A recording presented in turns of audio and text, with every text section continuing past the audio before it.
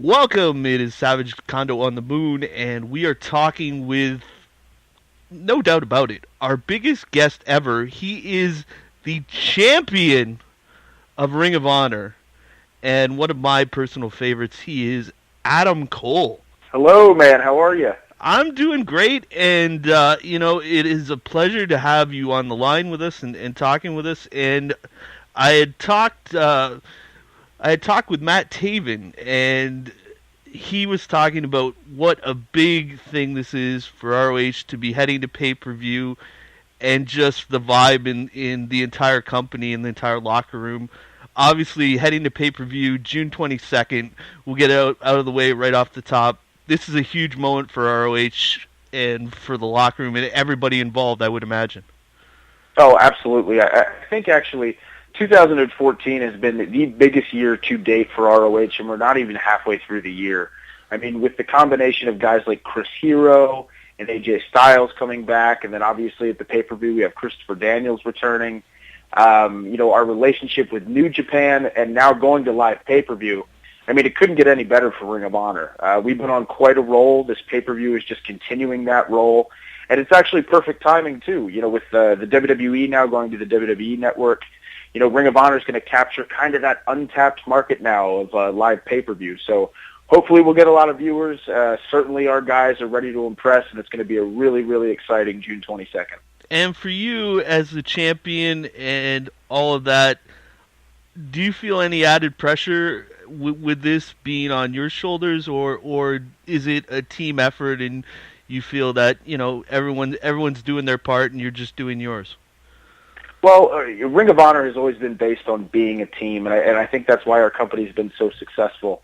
In many cases, if we're looking very big scale here, Ring of Honor is kind of the little engine that could. It's a bunch of young, hungry athletes who believe in Ring of Honor, believe in the product. Our fans feel the exact same way. So it's very much a team effort. But as the champion, of course, there's a little bit of added pressure to deliver because you're the guy who's the face of the company. You're at the head of the ship. So going into this pay-per-view, there will be a lot of pressure. But there's a lot of pressure on me all the time, and I welcome that. That's something that comes with being the champion. And to me, it's one of the perks because I feel that I do best under pressure, and June 22nd on that pay-per-view will be no different.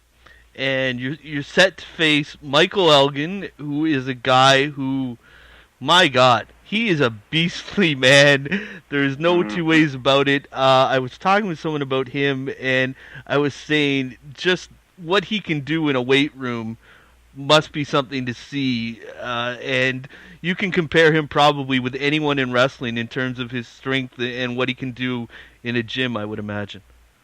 Yeah, Michael Elgin is the strongest guy that I've ever been in the ring with, for sure. I mean, there are times where he throws me around like a rag doll, and there's absolutely nothing that I can do about it. So Michael Elgin's strength.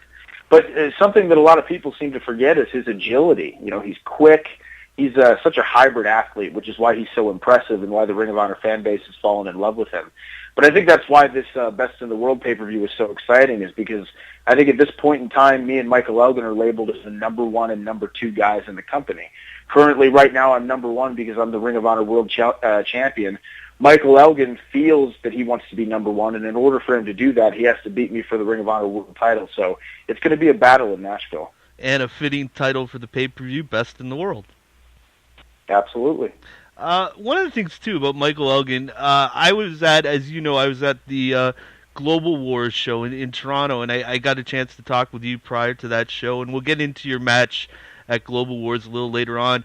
But the next day, there was a house show, or a independent show in Hamilton by Alpha One, and Kevin Steen was on that show, but also Michael Elgin was on that show, and you got to see a different side of Michael Elgin that you don't get to see in ROH. He did a match, and you saw just some ability to talk and put on a comedic performance that was really great. It was a match. He was in there he was supposed to originally fight Silesia Sparks, and it turned out he ended up fighting a mixed tag against his wife and Jimmy Jacobs, and it was one of the funniest things I've ever seen. Yeah, Michael Elgin's a really well-rounded guy. He's certainly one of those guys that can do it all, like I said, which is why he's a big part of the Ring of Honor roster. and why he's been so successful. And what, he wrestles in a place where a lot of the guys from ROH wrestle in Pro Wrestling Guerrilla, and you just recently lost your title in Pro Wrestling Guerrilla, but you're the longest reigning. Unfortunately. Yeah, so that is sad because I mean you're the longest reigning champion there, though. Yes, correct. But compare the differences between that promotion and ROH, because I think there are significant differences, and it's the one thing with PWG being located in California, I can't get out to that place, but it seems like this magical Disneyland that I just want to go to. Well, for as many similarities as there are with PWG and Ring of Honor, like you had said, there are many, many differences as well. And I think the best way to describe PWG is fun. And I know this is cliche, but it's so true for PWG. Those fans in Reseda are just as much a part of the show as the wrestlers are. I mean, they're the most rabid, they're the most wild fans that you could ever perform in front of. And you get a rare chance to have a lot of freedom to be able to go out there and do whatever you want to do, have whatever kind of match that you want to have, because Ring of Honor is a television product now. So obviously we have time constraints and there are storylines that we must follow. But in PWG, it's kind of a no man's land where the wrestlers just get to show their talents in any way that they would like to. And you also get a combination, too, of Ring of Honor guys wrestling guys from Dragon Gate USA and vice versa. So it's a really fun, cool environment for a really diehard wrestling fan to check out. So for anyone listening who has not picked up a PWG DVD yet, I highly suggest you do, because I promise you won't be disappointed. Yeah, it's great fun, and it almost has the feel of, in pro sports, it's almost like an all-star of the indies feel to it, because you see so many guys from so many different places, and really, when you watch a PWG show, you get a little bit of everything. Right, exactly. You get great comedy, great hard-hitting wrestling, the most amazing high flyers in the world, and the fans just completely eating it up, man. It's an absolute blast. Every single time a PWG show ends, I can't wait until the next one rolls around. And when you're in PWG, you are part of Mount Rushmore with Kevin Steen and the Young Bucks, and the four of you guys, you talked about how fun it is. When you four guys are out there, it becomes real fun. It almost has a vibe like D-Generation X to a degree. It kind of has that kind of feel to it. Not that I necessarily think it all lines up where I could say, well, you're Triple H and Kevin Steen is this guy, but it has that same kind of feel and that same kind of fun to it. Sure. Well, I think the thing is me, Steen, and the Bucks are so passionate about PWG, and we love PWG so much. And then on top of that, in real life, we're all like really, really close friends. So what you see on screen oftentimes is very real. It's me, the Bucks, and Kevin Steen just going out there and having a blast. And I'd heard you talking before about your relationship with Kevin and with the Young Bucks, with Nick and Matt, and you said you've learned a lot from those three guys. Maybe expand upon that for people who haven't heard interviews where you've talked about that, and just talk about how they've helped you not only personally but professionally. Sure. Well, I think the biggest thing for me with those three guys is those three guys gave me so much opportunity. Early on in my career, I was a very self-conscious guy. Like I didn't really believe in my abilities, which is the case with a lot of wrestlers. In many cases, we're our own worst critics. And initially, me and Kyle O'Reilly, when we teamed as Future Shock, we wrestled the Young Bucks in the Hammerstein Ballroom in a pre-show for Best in the World. I want to say 2011. It was a little 6-minute match, and it was an absolute blast. We loved wrestling the Bucks, and I remember the Bucks came to the back and they said, "Hey, do you guys want to come out to PWG and do this again?" And we said, "Yeah, absolutely." So the Young Bucks got our foot in the door at Pro Wrestling Guerrilla, and then once we got our foot in the door, I started doing a little bit of a heel run in PWG, and Kevin Steen had seen it, and Kevin really believed in the character. He really believed in my abilities. So he was a big part in me becoming a main event player at PWG because Kevin believed in me so much. So working with those guys, having those guys put that faith in me really gave me the confidence that I needed to perform at that main event level. So I owe a lot to those guys. Yeah, and you've done all kinds of crazy things out there. One of the matches just recently, you faced Candice LeRae in a match, and that was Correct. just that was the most tremendous thing I have ever seen. It was a blast, and it was funny, and it was entertaining, and that's the one thing with PWG. If you buy into it, you really just can't be nothing but entertained. Sure, sure. I'll tell you, when El Generico was in PWG, I think what worked so well for him as a performer, I mean, there are multiple things I could get into about how, why great he is. But one of the biggest things is he played the ultimate underdog so well. And it does not get any more underdog than Candice LeRae. I mean, the girl's 100 pounds soaking wet, but she can do amazing things in the ring, and that Reseda crowd has just latched onto her and completely believe in her and get behind her. So when I get the chance to get in there with Candice, it was so much fun because, one, it was something different, something that you're rarely going to get to see on any other wrestling card. And like I said, it was the ultimate villain against the ultimate underdog, so it was a blast. And that's one of those things, too, you mentioned about ROH being a television product. Probably not something that you can put on television these days. Right, of course. And even then, too, for me, creatively as a performer, it kind of gave me the chance to have a different kind of matchup. Because lots of times, especially on high-level independent wrestling organizations, it's a lot of toe-to-toe, it's a lot of back and forth, it's a lot of false finishes, things of that nature. But when you're wrestling a female, especially one the size of Candice LeRae, you have to be more creative in the way that you go about your match structure and the way that you tell your story. So for me, that was a fun challenge, and I really enjoyed it. And then switching gears back to ROH, you hold that ROH title. Obviously, when you look back at the history of that title, it reads like a who's who of guys who have gone on to bigger and better things. And how do you look at that history and how it relates to yourself? Well, it's very humbling, because I was a giant fan of Ring of Honor when I was in middle school and high school. I used to watch guys like CM Punk and Bryan Danielson and Nigel McGuinness and Tyler Black and Samoa Joe, and I would just be in awe of these guys. And I remember going to Ring of Honor shows and being so excited to be there with the crowd interaction and just the match quality that these guys put on, and was just absolutely wowed and blown away. So for me now to fall into that same category as these gentlemen who have held this championship is a huge honor. Obviously there's a lot of big shoes for me to fill, but like I said, it's a job that I'm willing to put the work into, and it's been a lot of fun. And in every interview I've ever heard, you are just the nicest guy in the world. You are very generous with your time. You answer every question that's posed to you, and then you play this heel role. Where does that come from you? Because it doesn't seem like it's part of your personality. Well, I think that's why I enjoy playing the bad guy heel Adam Cole that I do, because for that 20 minutes when that camera's on and the lights are on and I'm in that ring, I get to play somebody who is completely different. And it's a lot of fun for me. I think, too, the idea of controlling an audience as a heel is a lot more fun and a lot more entertaining, like working with a baby face and seeing what the crowd wants and seeing when the crowd wants to get really, really excited, and then me as bad guy Adam Cole taking that away from them. It's just a really, really fun ride to go on. It's similar to a movie or similar to live theater.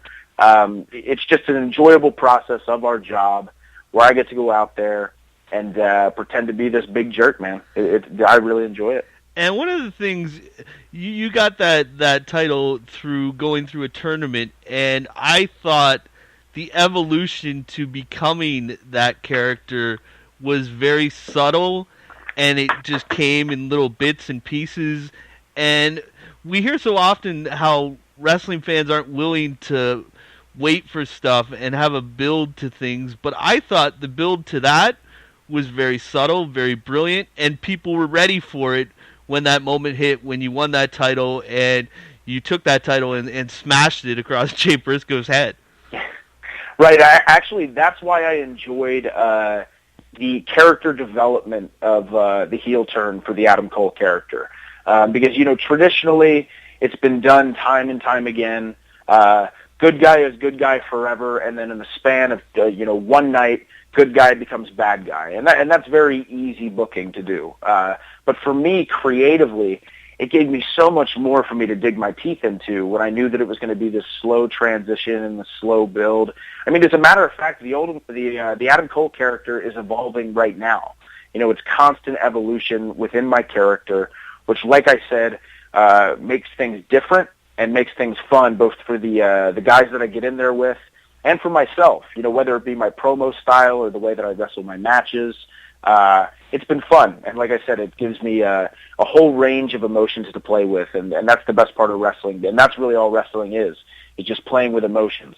And part of that evolution and that growth of that character is you have built your own little stable around you in ROH as well.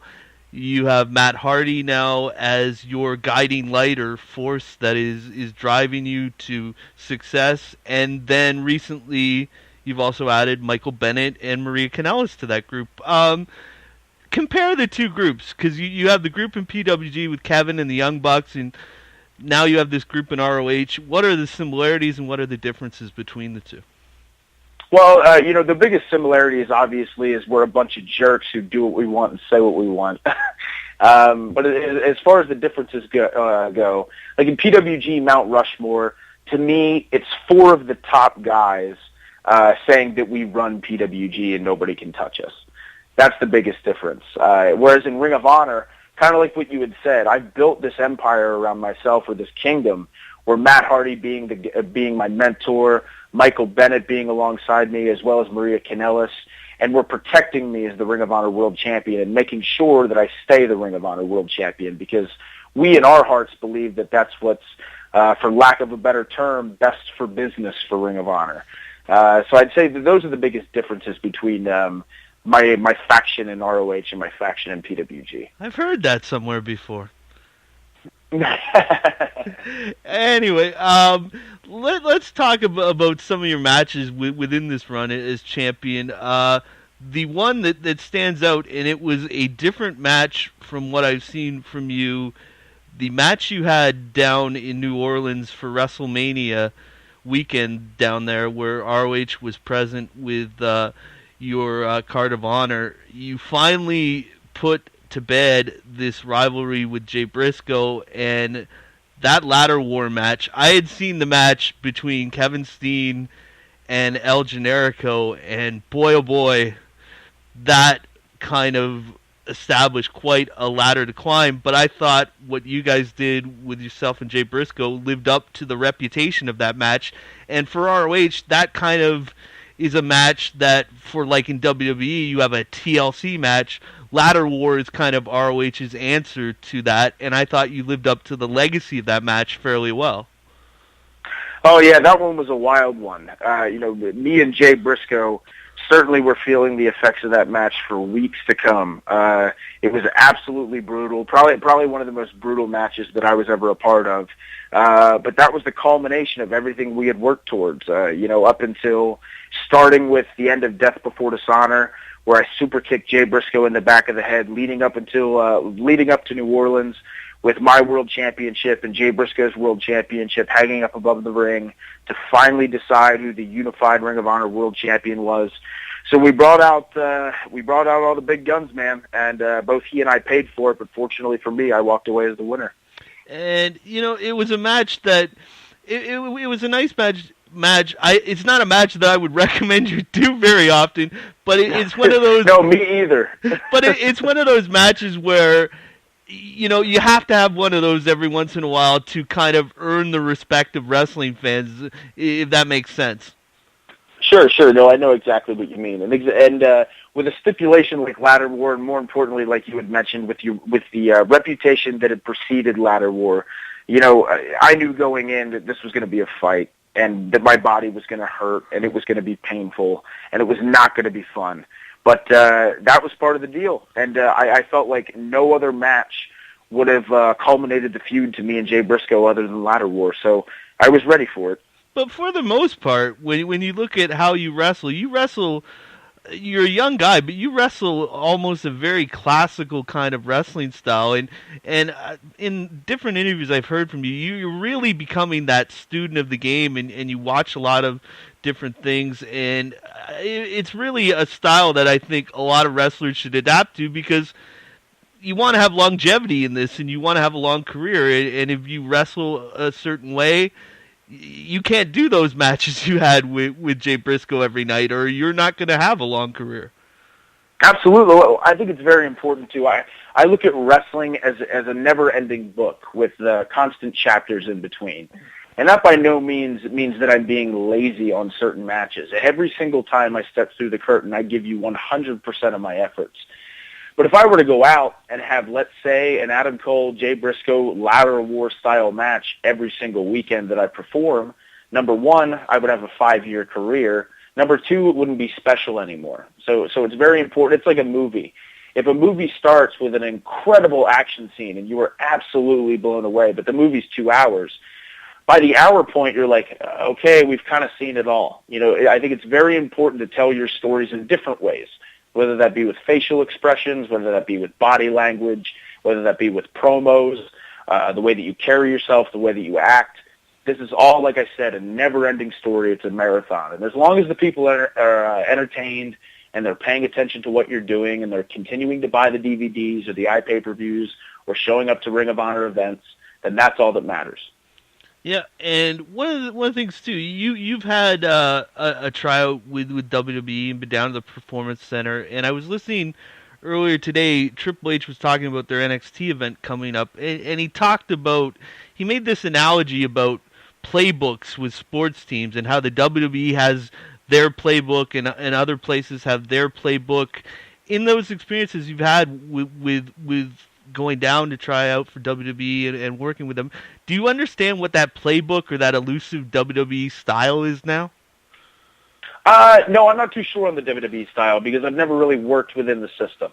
But I will say this, because a lot of people have said the same thing, like there's a Ring of Honor style or there's a PWG style or there's a WWE style. To me, there's only one style, and that's the style that works. That's the style that the people invest money into. That's the style that people are emotionally invested into. So regardless of the way that the WWE goes about things or the way that Ring of Honor goes about things, if the companies are succeeding and the companies are growing, that's the right style, and that's the right way to go about it. And one thing, though, too, when I look at the ROH wrestlers that have had success and moved on to the WWE, the one thing that they seem to have in common, and I see it in you, and I see it in a guy like Kevin Steen and a few other guys in ROH, it's that ability to connect with an audience and a wrestling crowd. And Ring of Honor is noted for having a wrestling crowd that they're pretty demanding in what they expect of the people performing, and you guys seem to get it and seem to know how to relate to that crowd and read it and do a very good job at it. Oh, well, thank you. I appreciate that. That's something, like I said, that just takes a lot of time. It's very important to know your audience in and out, which is so great, actually, about being on later in the card now, because for me, I can watch the first few matches and kind of see how the audience is responding to what things. At this point now, I'm very familiar with, like, say, cities like New York, Chicago, or Toronto. I kind of have a general idea of what this audience is looking for. But say that we go down south to, like, North Carolina or West Virginia or Virginia, I know that their style or what they expect will be a little bit different too. So it's just one of those things that kind of comes with time and being able to know your audience and kind of give that audience what they want, because not every audience wants the same thing. And you mentioned Toronto. I was at the show Global Wars, as we mentioned earlier. Your match with Kevin Steen was one of the things that just blew me away. That was one of those rare moments in a time in wrestling where it's so hard to get a dynamic where you have 100% of people rooting for that baby face and 100% people booing the bad guy. Boy, oh boy, did that happen in Toronto. I mean, Kevin Steen came out to that ring and the place exploded. Absolutely. And, that's one of those things that I've tried to pride myself on as this heel character in Ring of Honor. Because kind of to backtrack a little bit, I started my career off in CZW, and I was a heel there, and this is when I was learning how to be a heel. And I was oftentimes the audience would be split. You know, some of the audience would like me, and some of the audience would hate me. And I knew because Ring of Honor is such a hardcore fan base. When I first turned heel, the crowd was very excited because they were very entertained by my heel work in other companies. So I looked at this as a goal, and I said, okay, what can I do with my style, or what can I change about myself to make sure that every single person in that building and every single person on the internet wants me to lose the championship and wants the babyface that's wrestling me to just kick my butt. So in these past 2 weekends, myself against Kevin Steen, myself against Jushin Thunder Liger, both of those scenarios were exactly what I wanted. If you can ever get to that point where the building 100% of it is behind the good guy and with 100% is against the bad guy, that's the magic of pro wrestling, and that's exactly what we want. So, yeah, that was an absolute blast for me to wrestle Kevin in Toronto and have the audience be as invested as they were. And two very different matches in many senses. I mean, you had Kevin, who anytime Kevin comes up to Canada, whoever is against him is in trouble, because the one thing about Canada that we have learned with wrestling is it doesn't matter what you tell us. When we have a guy who's Canadian that we like, he's going to be the baby face regardless of if you make him that or not. And it just creates a environment that just creates just pandemonium and craziness. And you're wrestling a lot of Canadians lately. You do like us, right? Because I mean, you fought Kyle O'Reilly, Canadian, Kevin Steen, Canadian, now Michael Elgin, Canadian. You do like Canada, right? Oh, of course. I love Canada. They know that I'm doing my job to get them to hate me. I tell people this all the time. When I'm getting booed, it feels like cheers. Because as a bad guy, that's your exact role. I love coming up to Canada because the Canadian fans are so passionate. They're so invested in Ring of Honor. Toronto is one of my absolute favorite cities to perform in front of. Yeah, and then you guys are going to be back there September the 6th, and you're going to the old Maple Leaf Gardens site, which is a little bit bigger venue, and I've been there covering basketball. I'm really excited to see how that plays out for ROH being in that arena. You guys had done that arena once before, but I didn't get the chance to get down for that. But I'm excited to see you guys coming back there for that. Yeah, us as well. Like I said, anytime we come to Toronto in any sort of capacity, it'll be great. Getting to go to the Maple Leaf Gardens again should be awesome. Hopefully we'll bring even more people next time based on the show that we had joint with New Japan. It should be pretty awesome. Yeah, I don't know what they call it now. They have a name for it now, but I don't remember. But everyone knows it as the old Maple Leaf Gardens, just like they call it the Rogers Center now. It's Skydome for gotcha, everybody. Gotcha. It's one of those things. But as you look ahead to things for yourself with this matchup with Michael Elgin, and just the whole build towards this, you've been getting to do a lot of media. You've been getting to get out there and promote this, and just the general feeling you have heading towards this. Very excited. Like I said, this is the first time ever that Ring of Honor is doing live pay-per-view. So this is big. This is a really, really big step forward for Ring of Honor. I think the people are very excited about it, considering we're coming off these two very successful joint New Japan and Ring of Honor events. Nashville is a great city. At the beginning of the year, we did an event, television taping there in Nashville, and the crowd was fantastic. I know that Nashville is very excited to be getting the first ever live Ring of Honor pay-per-view. So this is big. We're really, really excited, and we will deliver. We will deliver. And one of the buzzes about all that's gone on for ROH, there's been a lot of positive buzz about ROH, and this debate has started among people on the internet about if ROH is now approaching the position of being the number 2 company. How aware and how much does that mean to you or matter to you?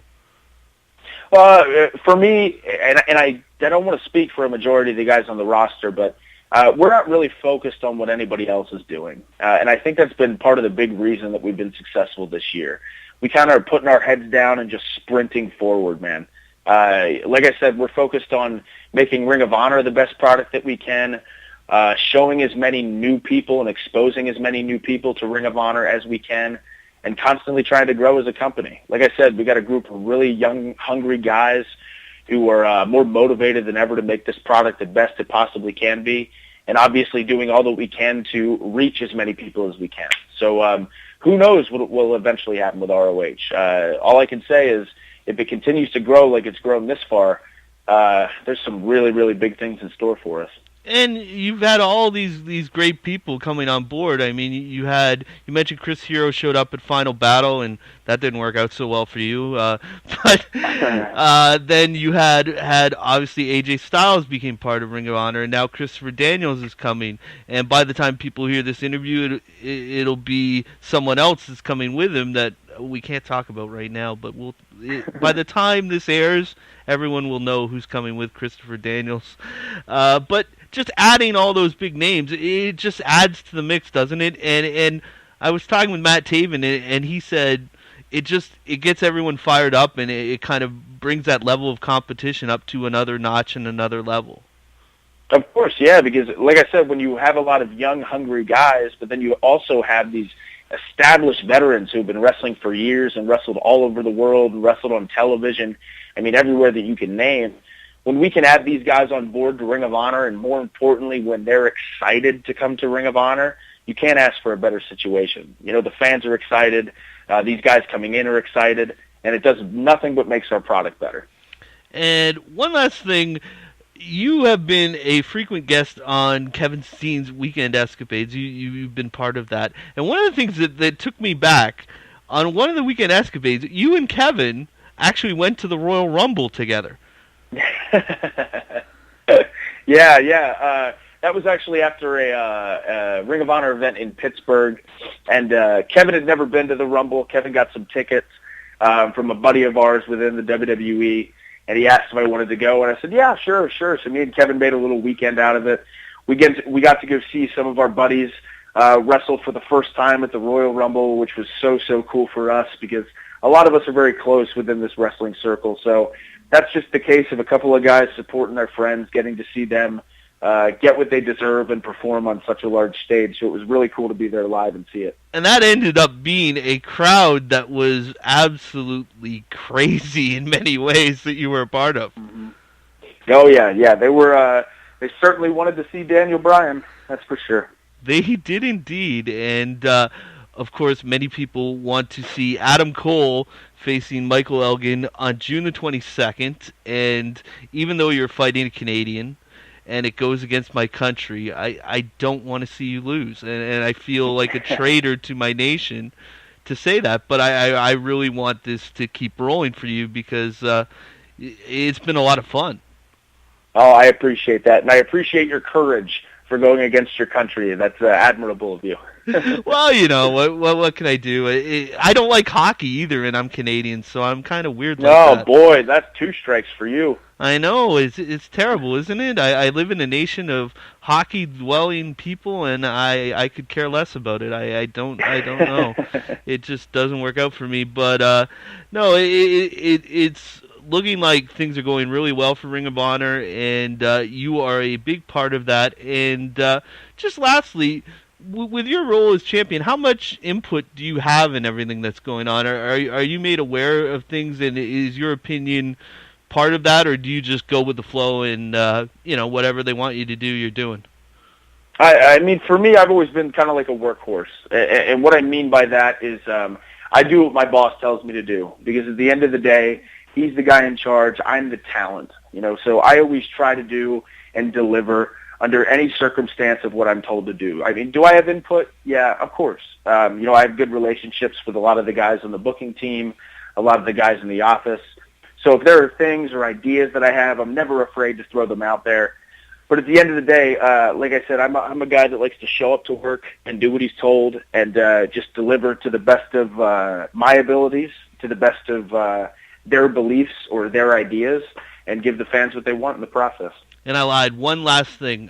Court Bauer has been a part of things with ROH, and he's been talking about this pay-per-view and getting those things about ROH from the technical standpoint and the setting and all the television aspects and upgrading them as a talent. Is that something that excites you? Because at the end of the day, you guys have no control over that. But if you're putting on a great show and they can extend, what's the word for it I'm looking for here?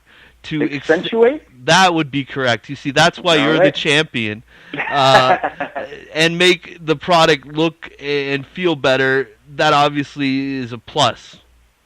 Sure, yeah. Court Bauer's done a tremendous job since he's come on board with media, with getting our names out there, and that's what we need. Because the bottom line is, you can have the greatest product in the world, but if nobody sees it, that really hurts what we're trying to do. And Court Bauer has done a very, very good job, like I said, of hustling as hard as he can to make sure as many people have their eyes on Ring of Honor. And the more people that have their eyes on Ring of Honor, the more people that walk away not disappointed and want to buy a ticket or buy an iPay-per-view, the better that is for everybody. Yeah, and it's a great thing, because the fact that you guys are, it really seems like you're drawing in new people to the product, and that's one thing that you always have to be growing, because if you're not growing, you're not getting anywhere. And one of the things, the person who I do this podcast with, when we started this podcast, I got talking a lot about ROH, and now he's excited to the point that when Ring of Honor comes back to Toronto, he wants to go with me now to go to the Ring of Honor show in Toronto. So one person at a time, we're converting people. Absolutely. It's that slow and steady process, because when you go in guns blazing and throw everything you possibly can on the table, the risk is much higher than the reward in those cases. And for Ring of Honor, we're not in a situation where we can do that. But instead, us going slow and steady and slowly exposing people to ROH, whether that be with our new pay-per-view coming out, whether that be through social media, heck, even more important, through word of mouth. Anytime people check it out, they seem very seldom to be disappointed. And I think we have the right business model in that. As long as our guys keep working hard and we expose more and more people to our product, we'll continue to grow just like we are this year. And so, one last thing popped in my head. When you were on with Mike and Maria, you said something that I found very poignant when you were talking about you've got to the point where you said you were studying people and not just like wrestling. You were studying like actual people and their emotions and things. And it brought me back to a story that involves Stone Cold Steve Austin, because Stone Cold Steve Austin was talking about how the Stone Cold character developed, and he based that character off watching this series about a serial killer, and kind of that was what jarred him into thinking of the Stone Cold character. I thought that was like next level thinking on your part, and like getting to another level for you as a performer.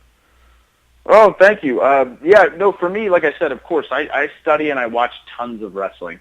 I could not tell you the countless hours of wrestling that I've watched and still do watch. But for me, like I said, when you get to that main event level, and professional wrestling being about emotion, and the guys who have really drawn money in wrestling are the ones that can connect with an audience. So for me, like I said, with this heel character that I've been playing, my father used to make me watch James Bond movies all the time when I was a kid. So I still have a love or a soft spot in my heart for James Bond movies, and I'll be flicking through the channels sometimes, and a James Bond movie will come on, and I'll see these James Bond villains and the way that they carry themselves with such arrogance and such confidence, and they never raise their voice. And it's so irritating with how much arrogance literally oozes through their bodies, because they believe in themselves so much and they really feel that they can do no wrong. And I said, okay, that's what I want to portray, and that's what I want to come across as. Or seeing guys, it's amazing too, the difference in dressing up. Since I've been world champion now, I wear suits everywhere to the airport, and when I show up at the events, and people literally look at you and treat you differently based on the way you're dressed. It's a weird human society thing, and weird different emotions that we can play on. So for me, I pay attention to all those little details. It's like if you hear a quote in a movie, I'll jot it down in my notebook. All things like that, like constantly 24/7 thinking about wrestling, thinking about playing with emotions, and thinking about growing as a performer. And then lastly, was it sadder to lose the PWG championship, or to learn that Ronda Rousey now apparently has a boyfriend? Oh, I didn't even know that Ronda had a boyfriend. Yes. Oh, now I'm just crushed on the air. What a mean thing that you just did. I didn't mean to be mean, but I know this has been a goal for you, and I've been rooting for you. I know. I appreciate it. I appreciate it. You know. No, I'm gonna have to sleep this one off, man. That's a tough pill to swallow, my friend. I know. I was, when I heard it, I was crushed for you too. So on that note, now that I made Adam sad, I did enjoy our conversation. I hope you will come back. I hope that will not hinder you from coming back in the future. Oh no, thank you very much, man. It was a pleasure to be on and talk some wrestling with you.